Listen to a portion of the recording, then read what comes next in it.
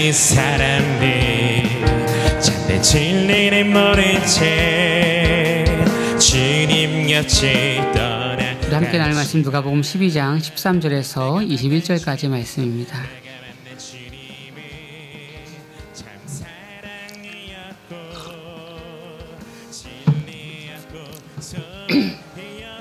우리 12장 13절에서 21절까지 한 절씩 교독하시고 마지막 절은 함께 읽겠습니다. 제가 먼저 읽겠습니다. 무리 중에 한 사람이 이르되 선생님 내 형을 명하여 유산을 나와 나누게 하소서 하니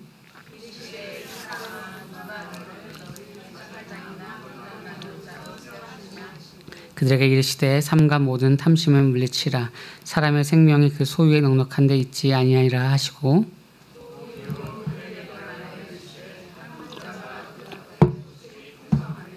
심중에 생각하여 이르되 내가 곡식 쌓아둘 곳이 없으니 어찌할까 하고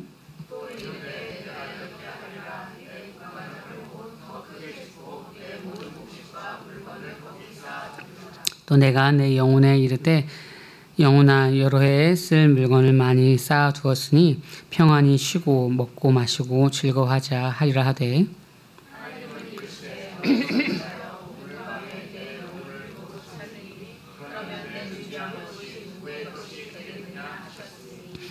자기를 위하여 재물을 쌓아두고 함께 대하여 단자가 이와 같으니라. 아멘. 감사합니다. 우리가 또 가정에서 또 교회에서 또 속한 곳에서 또 온라인으로 또 같이 또 현장에서 기도해 주셨던 모든 분들 감사해서 우리 40일 기도회가 마쳤고요. 저는 아직 조금 남아서 금식 지금 38일 차인데 2박 3일은 기도회에서 보내려고 합니다. 기도 계속 부탁드립니다. 계속적으로 우리가 살아가는 모든 일들 가운데 하나님의 은혜가 있을 줄 믿습니다. 하워드 슈즈라고 하는 분이 있습니다. 고독한 억만장자다라고 하는 얘기가 있는데요. 이분은 20세기 초에 미국의 가장 부유하고 영향력 있는 인물이었습니다. 그는 사업가, 항공기 설계자, 영화 제작자, 투자자로서 당시 상상할 수 없을 만큼의 부와 명예가 있었습니다. 할리우드에서 성공한 영화 제작사였고 세계에서 가장 빠른 항공기를 개발하기도 했습니다. 이러한 사람이 있었지만 나중에 말년에는 인생이 조금 안 좋게 변했습니다. 몰락과 죽음에 대한 것인데요. 그는 철저히 말년에 고립이 되면서 호텔 방을 감옥으로 삼았고 병원으로 삼았습니다. 그래서 수많은 병원의 그러한 그 공간을 호텔에다 두는 것처럼 뒀고 그곳에서 강박증, 편집증으로 인해서 밖에 나가지 않고 하루 종일 있었습니다.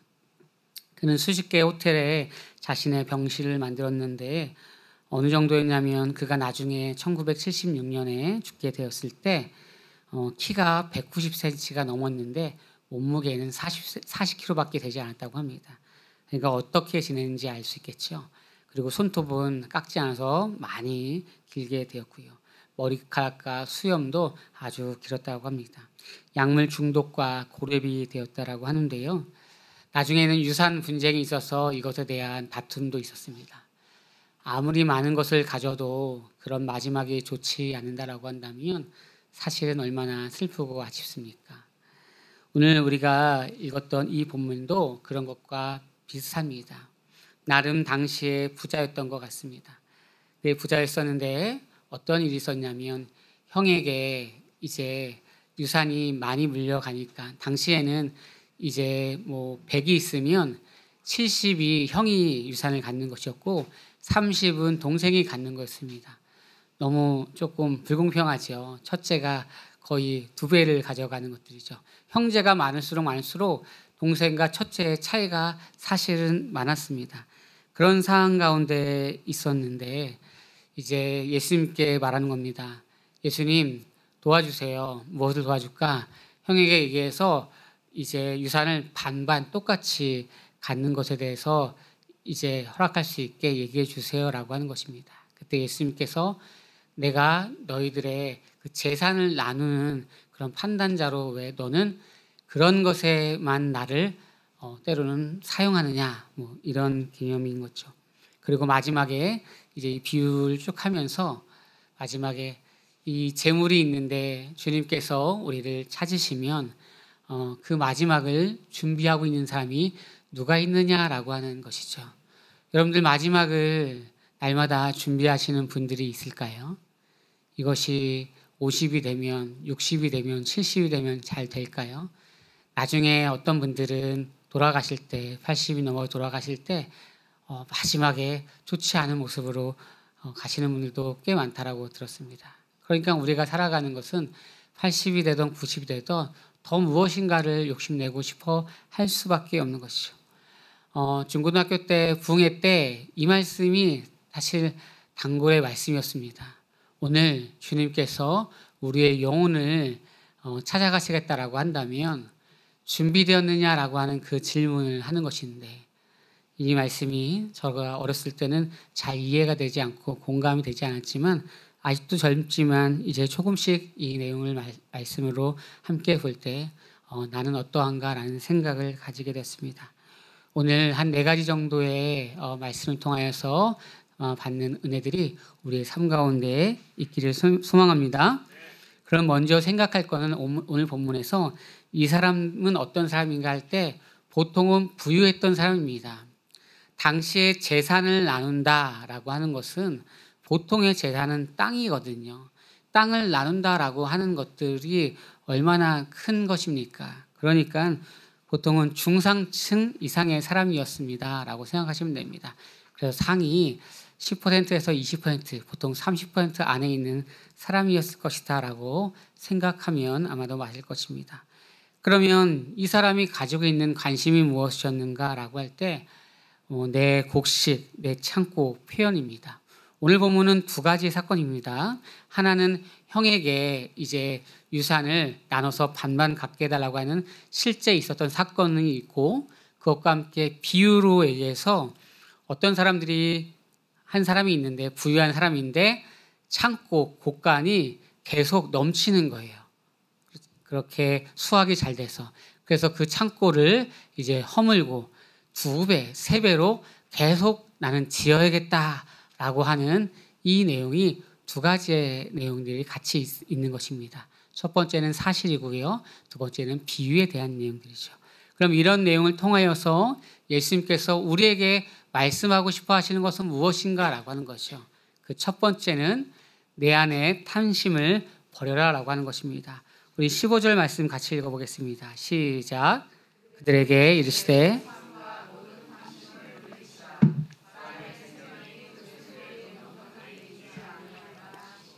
아멘. 그러니까 얼만큼 부유하냐 그걸 나눠주라라고 하는 관심이 아니라 예수님께서 말씀하시는 것은 너의 마음이 지금 탐심으로 가득 찼다라고 하는 거죠. 이미 부유해서 그 정도로도 충분한데 형과 나와의 관계 속에서 당시에 있는 그 기준을 바꾸면서까지도 욕심내고 하는 그 마음에 탐심이 있다라고 하는 것입니다. 골로새서 3장 5절의 말씀에 탐심은 우상숭배라고 합니다. 에베소서 5장 5절에도 탐심은 우상숭배라고 얘기하면서 더 나아가 하나님의 나라를 기업으로 받지 못한다라고 하는 거예요. 여러분들 얼마나 슬프고 이게 기가 찰 노릇입니까? 내가 신앙생활을 하고 교회는 다니지만 이 말씀과 상관없고 주님과 상관없고 조금 더 나아간다면 하나님 나라 구원과 상관없는 내가 이 시간을 보내고 있다면 얼마나 조금 아쉽고 슬픈 시간입니까? 그래서 여기서 말하는 탐심은 너가 지금 돈을 조금 더 갖고 싶은, 재물을 더 갖고 싶은, 재물뿐만이 아닙니다. 나의 삶에 어떠한 욕심, 욕망이 있죠. 아주 디테일하게 가면은 우리 삶에 사실 되게 많아요. 정말 때로는 이 아이를 신앙 안에 뭔가를 키우고 싶어하는 마음과 정말 세상에서 잘하고 싶어하는 그 마음 속에서 내가 이쪽에 더 마음을 두고 있는 그 마음까지 어떤 이에게는 하나님께서 계속 놓고 하기도 합니다. 어떤 분들은 전혀 그렇지 않고요. 내가 일상생활 속에서 하나님께서 나의 마음에 들어오려고 하는데 그럼에도 불구하고 내가 주님과 교제하는 것이 내가 더 불편할 수 있다고 생각함으로 막고 있는 그런 모든 것들까지도 포함하는 거예요. 그러니까 내 삶에 내가 원하는 대로만 가려고 하는 그 개념들이 때로는 탐심일 수 있는데 이것이 우상숭배일 수 있기에 이것은 마음의 문제다. 더 많은 것을 갖느냐 못 갖느냐가 하는 것이 아니라 마음의 문제다라고 말씀하고 있는 것입니다. 우리는 그것을 통하여서 안전과 의미를 찾죠. 주님 한 분만으로 나는 만족해 찬양을 1절에 하잖아요. 그럼 누군가가 2절을 지었대요. 아닙니다. 나의 통장의 확인으로 나는 만족해 라고 하는 거예요. 우스갯소리지만 진짜잖아요. 그렇죠? 그럴 때 우리는 만족하고 갑자기 오늘 하루에 한 끼만 먹어도 든든하잖아요. 그렇죠? 갑자기 어떠한 특별한 보너스가 나왔어요. 갑자기 어느 날 뭐가 좋은 일이 생겼어요. 그럴 수 있죠. 팀 켈러는 이것을 기능적 구세주라고 해요. 주님이 나의 구세주지만 실제로 나에게는 기능적으로 나의 삶에 나를 움직이는 기능적인 구세주가 있다라고 팀 켈러는 말하고 있는 것들이에요. 그러니까 진짜 나의 구세주가 있다라고 말하지만 실제 현실에서 가지고 있는 그 구세주는 다른 것이다라고 하는 그 무엇인가가 우리에게 있죠. 어떤 사람은 명예일 수도 있는 것입니다. 어떤 사람은 때로는 아주 중요한 나만의 보물일 수도 있는 것이죠. 결코 이것은 무언가 삶의 의미와 안전, 만족을 누리는 그 모든 것들 주님께서 놓고 하시는 시간들입니다. 그러면 이 모든 내용들을 통틀어서 어떠한 상황들 속에서 우리는 판단해야 되는가라고 할 때 두 번째, 해석이 나를 만들어 간다라고 하는 것입니다. 우리 17절 같이 읽어볼까요? 시작. 심중에 생각하여 이르되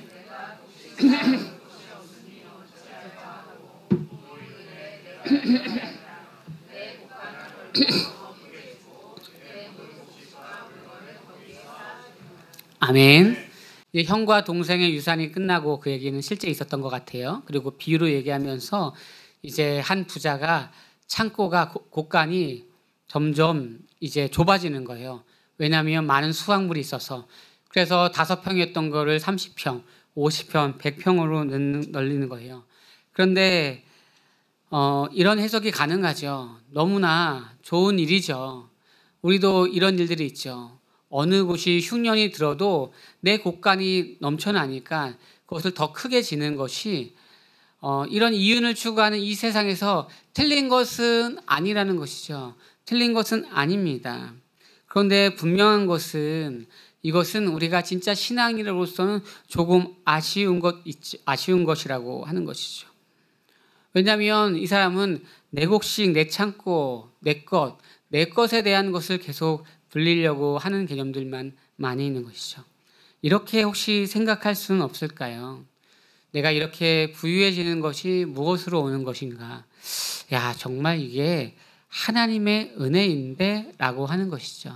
그러면 내가 이렇게 올해도 200%의 수확이 있었는데 작년에도 200%의 수확이 있었는데 그럼 내가 한 조금 더의 30%, 20%는 다른 일에 쓰겠다라고 하기가 사실은 이론적으로는 가능하지만 쉬운 것은 아니죠. 그런데 정말 깊은 신앙을 가졌다고 한다면 그 정도까지 생각해야 되지 않을까 싶은 거죠. 왜요?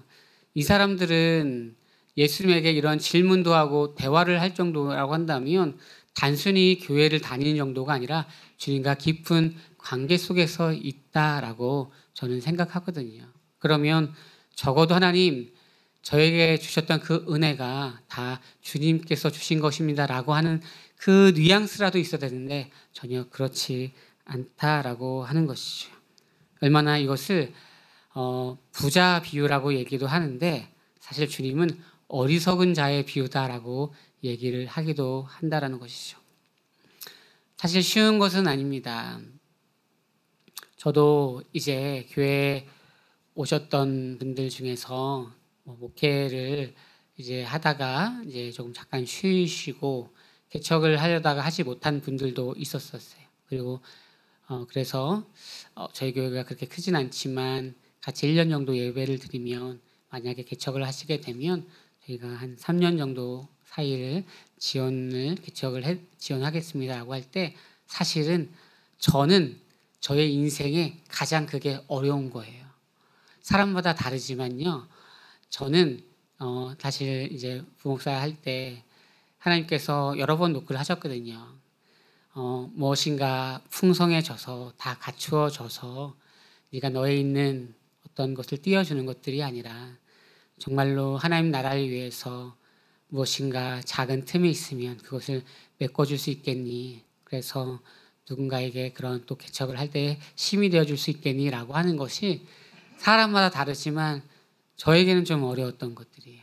그리고 저는 주님과의 대화 속에서 수년 동안 노크했던 것을 아는데 한 세미나에서 제가 그것을 내려놓으면서 이제 개척의 길에 들어오게 된 것이죠.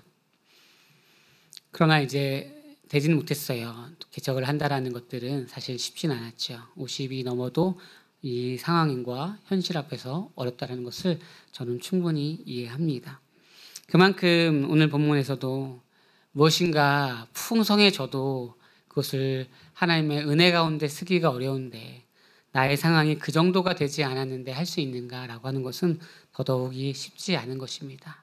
그럼에도 불구하고 이 사람이 신앙의 깊이가 있다면 주님은 그에게 노크를 하고 싶어 하시는 것 같아요. 그렇다면 오늘 본문을 통하여서 세 번째, 우리는 무엇을 쌓아두는가라는 고민을 해야 될 것입니다. 17절, 18절, 19절의 말씀을 여러분들 보시면 어떤 단어가 많이 나올까요? 어떤 단어가 많이 나오세요? 보통 제가 색깔 표시를 하는데 오늘 안 했습니다. 그렇죠? 쌓아둔다라는 단어가 많이 나와요. 그리고 또 단어가 있다면 내가라는 개념이에요. 내 곡식, 내가 이렇게, 내 곡간, 내 모든 것들 뭐 이런 것들이에요. 그것을 위해서 먹고 마시고 즐기자라고 하는 거예요. 그러니까 우리는 무엇을 위해 쌓아두는가라고 할 때 이 사람이 쌓아두자라고 하는 것은 다 물질적인 단어만 있는 거예요. 그리고 다 내 거라는 거예요. 이만큼 하나님께서 줬어요. 다음번에 더 줬어요. 하나님, 이렇게까지 축복해 주시니 제가 감개무량하는데요. 제가 어떻게 해야 되죠? 이 개념이 아니라 다 내 것이라는 거예요. 이것도 내 곡식, 내 생각에 이렇게 내 곳간, 내 것을 다 채우겠다. 더 만들겠다. 그리고 내 영혼을 내가 편안하게 하겠다. 즐거움 얻겠다라고 하는 거예요. 단어에는 두 가지가 있는데 여기서 사실 나오는 내 영혼이라고 하는 단어는 우리가 생각하는 내가 내 영혼을 주님께서 받아주세요라고 하는 그런 경배와 찬양할 때 영혼의 단어가 아니에요. 이것은 육체적인 즐거움과 그 개념을 추구하고 싶어하는 그 영혼의 개념들인 거예요. 그러기에 더더욱이 내가 추구하고 싶어하는 방식이 아주 많다라는 것이죠. 그러면 항상 이렇게 쌓아두는 것에만 관심이 있어요. 그래서 주님이 물어보는 거예요. 너는 그렇게 쌓아두는 거에만 관심이 있고 혹여나 이게 좀 적어지면 또 원망 불평이고 좋을 때는 좋은데 좋지 않을 때는 그렇게 힘든 부분들이 많은데 너는 어떠한 모습으로 나아가고 있고 나와 너는 어떠한 관계냐라고 하는 것들입니다. 너무나 익숙한 말씀이고 목사님 저의 중심은 주님입니다라고 얘기하는 분들이 이 중에 거의 대부분일 거란 말이에요. 저도 압니다. 저도 그렇고요. 그러나 진중하게 나의 내면 속에서 나의 중심에서 내가 때로는 화가 나는 부분들, 내가 때로는 원망하는 부분들, 내가 불편한 것이 무엇이 있는가라고 하는 것이에요. 정말로 중심이 나의 마음 중심 가운데 있는가라고 해서 나이가 피곤하고 어렵지만 내가 주의 나라를 위해서 때로는 뭐 교회를 위해서 때로는 한 영혼을 위해서 나아가는 우리의 모습이 있는가? 아니 그런 것이 없어도 주님과의 깊은 관계가 있는가라고 물어보는 거예요. 사실 오늘 본문은 항상 그랬듯이 앞뒤의 문맥과 연결됩니다. 12장에 있는 1절 이하의 내용들은 바리새인과 누룩에 외식하는 것에 대한 비유인데요. 거기에서는 하나님을 두려워하라라고 하는 얘기가 나옵니다. 그리고 누가복음 맨 마지막에 12장 22절부터 34절에는 염려하지 말아인데 하나님을 어떻게 하라라고 얘기하고 있나요? 하나님을 신뢰하라라고 얘기하고 있습니다. 그러면 오늘 말씀에서 앞에와 뒤에가 하나님을 두려워하라라고 얘기하고 있는 것이고 하나님을 신뢰하라라고 얘기합니다. 그러면 우리가 예컨대 가운데도 하나님과의 어떤 관계를 말할 것인데, 저는 이 부분들을 여기선 비유로 얘기했지만 정말 네가 마음에 하나님의 중심에 있는 것을 알고 있느냐, 고백하고 있느냐, 실제 그러냐 라고 하는 질문을 하시는 것 같아요. 하나님이 나의 중심 가운데 자정하고 계신지, 아니면 하나님을 어떠한 문제를 해결하는 문제 해결자로만 보는지, 아니면 문제는 계속 있지만 이 문제를 하나님께서 이끌어 가실 것이다라고 하는 이 문제의, 아니 인생의 해석자로 내가 보고 있는지. 오늘 제목이 그래요. 제가 보통은 이런 제목을 잘 짓지 않고 그냥 이 본문을 기억할 수 있게 그냥 부자의 비유, 어리석은 비유 이렇게만 했었는데, 오늘은 그렇게 하고 싶지 않았던 이유가 이 비유 속에서 하고 있는 그 메시지가 저는 있는 것 같아서요. 그리고요, 어떤 문제 해결하시는 그러한 어떠한 랍비의 요정처럼 모르는 것들이 아니라 정말로 나의 인생을 해석하시고 이끌어 가시는 부분으로 우리는 생각하고 있는가, 그런 전부로 생각하고 있는가 우리는 생각해야 되는 것이죠. 그러니까 주님이 나의 만족인가, 주님이 나와 어떤 관계인가 라고 계속적으로 물어보고, 누가복음은 이제 1장에서 점점 시간이 지날수록 우리에게 그것에 대한 것을 어려우면서도 쉽게 명료하게 설명을 하고 있는 것입니다. 그러면 오늘의 마지막 결론인데요, 우리는 무엇에 부요한가라고 하는 거예요. 우리가 정말 부요하게 여기는 것은 무엇인가라고 하는 것이죠. 우리가 부요하게 여기는 것은 무엇인가라고 해요. 20절과 21절에 보면 우리 같이 한번 읽어볼까요? 시작. 하나님은 이르시되 어리석은 자여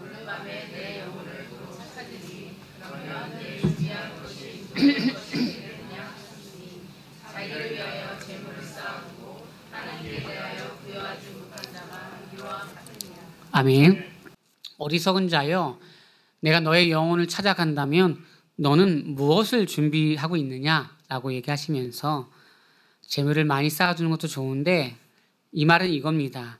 네가 재물로 인하여서 많이 부유해지는 건 좋은데 오늘 너는 하나님께 대하여 부유해지고 있는 것은 무엇이냐, 이 말인 거예요. 다시 말해서 그게 재물이든 다른 것들도 괜찮아요. 이게 건강이든 이게 자녀든 명예든 내가 되게 중요하던 나의 자존심이든 무엇인가를 다 지킴으로 인하여서 더 너가 부유해졌는데, 그런데 더 커졌는데 오늘 하나님에 대하여 네가 부유해진 것은 무엇이냐라고 물어보는 거예요. 우리가 하나님에 대하여서 부유해진 것은 무엇입니까? 내가 하나님을 알고 나서 내 마음이 내가 하나님 한 분만으로 제가 이렇게 부유해졌습니다. 바람이 불고 나를 때로는 누가 비방을 하고 힘들게 하고 억울한 일이 있고 가족이 알아주지 못하고 내가 하는 일이 좀 잘 되지 않고, 그래서 많은 사람들에게서 예수 믿는 사람이 때로는 이런 어려움 가운데 있어 라고 얘기를 함에도 불구하고 내가 토설해서 주님 앞에 기도함으로 슬픕니다 라고 하는 그 개념이기보다 하나님 나라가 내 안에 있기 때문에 그 나라와 함께 가는 나의 마음속에 있는 그 부유함은 무엇이냐라고 물어보는 거예요. 운전을 하다가도 콧노래를 하고 출근을 하면서도 요리를 하면서도 잠을 자면서 내 안에 있는 콧노래가 일어나는 것들, 운동을 하면서 우리 학생부들이 뭐 운동을 하고 게임을 하고 또 취미를 하고 공부를 하면서 그 가운데 내가 이거 안 하면 부모님이 용돈을 좀 안 줘, 이런 게 아니라 진짜 이걸 하면서 나에게 즐거움이 무엇이냐, 결과와 상관없이 나의 삶을 항상 인도하시고 바라보시는 주님이 계시구나, 내가 하나님 나라의 작은 돌멩이라도 될 수 있는 그걸 허락하신 그 은혜 앞에 우리는 부유해질 수 있는가라고 하는 거예요. 복음은 우리를 참된 부유함으로 이끕니다. 예수님은 탐심의 문제를 단순히 적게 가지는 것에 대한 얘기를 하는 것이 아니라 복음은 삶의 중심이 바뀌는 것을 얘기하며 이미 그리스도 안에서 모든 것을 가진 자라는 확신 속에서, 그래서 더 이상 무엇인가에 묶이는 것이 아니라 나의 삶에 여유와 풍요로움과 감사와 그 진리가 나의 감사와 은혜 가운데 나아갈 수 있게 하시는 것들이죠. 당신이 진정으로 부유하다면 더 이상 어떤 것을 쟁취할 일이 없다라고 팀 켈러는 말했습니다. 그러니까 내가 정말 이런 부유함이 있다면 이거 같지 않아서 비교함으로 나의 마음에 힘들지 않을 수 있다는 거예요. 그런데 우리는 내가 이미 많이 가져도 비교함으로 나에게 너무나 어려운 고통이 있다라고 한다면 나는 계속 무엇인가를 쟁취하는 삶을 살 수밖에 없다라고 하는 거죠. 나의 진정한 가치가 어디에 있는가라고 하는 것들이죠. 제가 한 가지 저의 예를 들고 말씀을 마치도록 하겠습니다. 이 말씀을 보면서 항상 이전부터 생각했었지만 더 많이 생각이 들었습니다. 저희 집이 그래도 한 고등학교 시작할 때까지는 좀 잘 살았던 것 같아요. 그래서 지금 원주에 가장 비싼 동네, 그 당시에는 가장 이제 저렴한 지역이었거든요. 여러분들 아시잖아요. 광야 같은 곳이지만 한 20여 년 지나면 그곳이 제일 발달한다는 거 아시죠? 그러니까 사실 20년 전에 산 곳이 되게 비싸게 돼요. 한 뭐 100배 이렇게도 될 수 있습니다, 사실은. 그런데 그곳에 이제 중학교 때 집을 지었고 크게, 그리고 3층짜리 그 지역에서 가장 큰 집을 지었어요. 저희 형제가 5인데 지금은 그 뭐 시가가 수십억이 넘어가겠죠. 그런데 이제 그 예수를 만나고 나서 뭐 그런 이야기 비슷하게 나올 때 부모님께 형에게 유산을 다 줘도 괜찮다. 그리고 필요하면 이제 남동생에도 주고 여성들에게도 왜 줄 수 없느냐, 누나들에게도 다 줘도 괜찮다라고 얘기하면서 저는 진짜 없어도 됩니다라고 부모님께 얘기했어요. 우리 아내가 들으면 되게 속 터지는 일이지만, 왜냐하면 예수를 만나고 나서 나의 삶이 그분이 인도하신 대로 갈 자신도 있고 확신도 있고 그분이 인도하시는 것에 맡기는 것이 기쁨이라는 생각이 들었어요. 그래서 형제들이 더 잘 되는 것이 때로는 필요하다라는 생각을 가질 때가 있었어요. 그리고 실제로 아버님 돌아가시면서도 뭐 그런 것이 조금 연결될 때도 그랬던 것 같아요. 정말 나의 삶에 가장 큰 유산은 무엇입니까? 가장 나의 삶에 쫓지 않아도 이미 내 안에 들어와서 다른 사람들의 그 가치관과 생각과 판단으로 가지 않아도 내가 두렵지 않고 행복할 수 있는 것은 무엇인가요?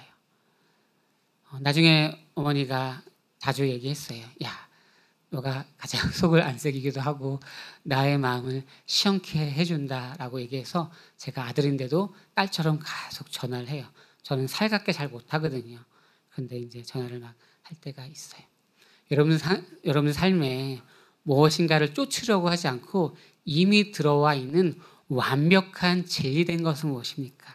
오늘 그것을 소유하게 되면 하나님께 가장 부요함으로 내가 더 이상 조바심 내지 않을 수 있다는 것이죠. 그것이 우리 삶의 중심이 되는, 전부가 되는 은혜가 있길 소망합니다. 주 예수보다 더 귀한 것은 없네. 이 세상 두기와 바꿀 수 없네. 영축을 내 대신 돌아가신 그 놀라운 사랑 잊지 못해. 세상 즐거움 다 버리고 세상 자랑 다 버렸네. 주 예수보다 더 귀한 것은 없네. 예수답게. 우리 함께 올려서 고백합니다. 세상 즐거움 세상 즐거움 다 버리고 세상 사랑 다 거역해 주 예수보다 더 귀한 것은 없네. 예수 내 안에 가장 귀한 것 주님을 알미라 고백합니다. 내 안에 가장 귀한 것 주님을 알미라. 모든 것 되시며 모든 것 되시며 의와 기쁨 되신 주 사랑하는 내 안에 가장 귀한 것 내 안에 가장 귀한 것 주님을 알미라. 모든 것 되시며 모든 것 되시며 의와 기쁨 되신 주 사랑하는 마지막으로 한 번 더 고백합니다. 내 안에 가장 내 안에 가장 귀한 것 주님을 알미라.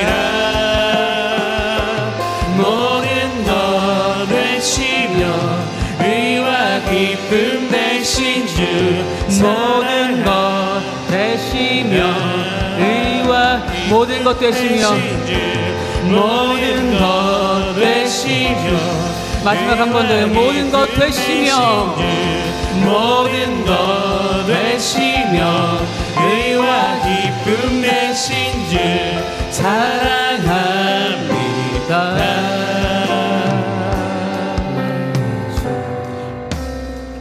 함께 기도하겠습니다. 우리의 육체는 점점 약해질 것입니다. 그러나 나의 영혼이 온전히 소생되길 소망합니다. 한 개그맨이 죽으면서도 더 웃기고 싶다라고 하는 것들처럼 우리의 인생이 마지막에 올 때 더 주님과의 그 기쁨과 은혜, 영광 가운데 나가고 싶다. 그리고 이 교회가 나에게 무엇인지를 고민하는 우리의 삶의 매일의 축복이 있게 해달라고 우리 주여 한번 하고 기도하겠습니다. 주여, 하나님 우리의 삶의 고백이 되게 하시고 우리의 삶의 기쁨이 되게 하시고 나의 육체는 날마다 연약했지만 날마다 약해져 가지만 나의 인생을 소생케 되게 하시고 의와 기쁨 되신 주 사랑합니다. 내 안에 아버지 오늘도 그런 은혜가 있게 하시고 그런 귀한 것 주님을 알미라. 모든 것 되시며 의와 기쁨 우리 마음의 되신 인생의 주 시간들 사랑합니다.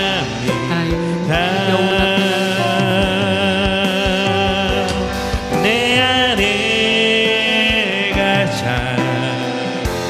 귀한 것 주님을 알미라. 모든 것 되시며 의와 기쁨 되신 주 사랑합니다. 사랑해 주님 감사합니다. 세상에서는 육체적인 것을 준비할 수밖에 없지만 우리는 주님과의 그 영혼을 준비합니다. 우리에게만 주신 특권이 우리를 통하여서 수많은 이들에게 흘려보내게 하시고 매일 삶 가운데 너는 나를 통하여서 어떠한 부유함이 있냐라고 하는 그 질문에 내가 진중하고 분명한 확신으로 고백하게 하여 주옵소서.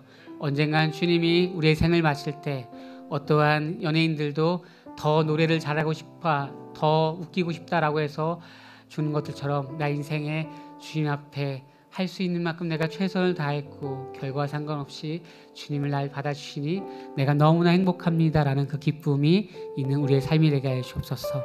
그때까지 주님 우리에게 건강 주시고 물질 주시고 그리고 만남의 복을 주시고 충만한 은혜를 허락하여 주시옵소서.